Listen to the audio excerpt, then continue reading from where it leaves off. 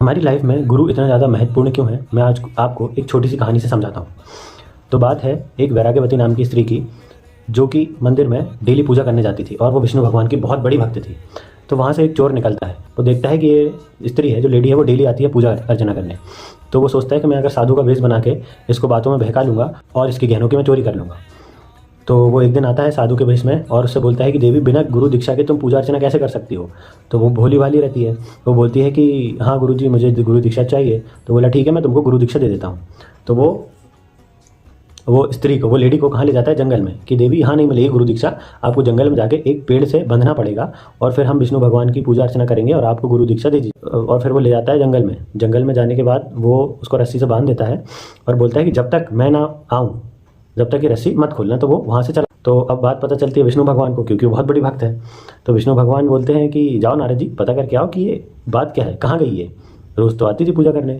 तो नारद जी पहुँचते हैं, देखते हैं कहाँ गई, तो देखा ये तो पेड़ से बंधी है कोई। तो ये पूछते हैं कि देवी, आप पूजा अर्चना करो, मैं आपकी रस्सी खोल देता हूँ, और यहाँ काय के लिए बंधी हो आप। तो बोलती नहीं, मैं रस्सी नहीं खुलवाऊंगी आपसे, मेरे गुरुजी ने बांध के दिए, मैं उन्हीं से रस्सी खुलवाऊंगी।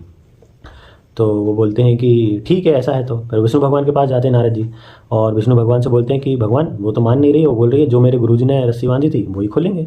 बोला अच्छा ऐसी बात है क्या, तो चलो मैं चलता हूँ, मैं खुद अगर प्रार्थना करूँगा तो मान जाएगी। विष्णु भगवान प्रकट होते हैं, वो प्रणाम करती है विष्णु भगवान को और विष्णु भगवान बोल देते कि रस्सी मैं खोल देता हूँ, आप पूजा अर्चना करो, एक दिन हो गए आपको भूखी प्यासी हो, आप कहाँ हो इतने दिनों से।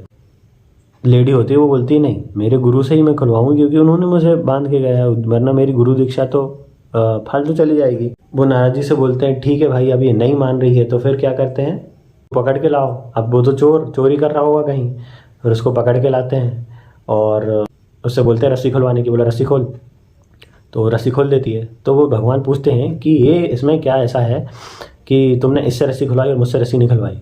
तो वो बोलती है भगवान, मैं आप कितने सालों से पूजा अर्चना कर रही थी और आप मेरे सामने एक बार भी दर्शन नहीं दिए, और ये चोर गुरु बन के आया जिसने मुझे गुरु दीक्षा दी, और उसकी वजह से आप मेरे सामने प्रकट हो गए, मुझे दर्शन दे दिया, मेरी जो पूजा अर्चना का था, पूजा का मुझे फल मिल गया।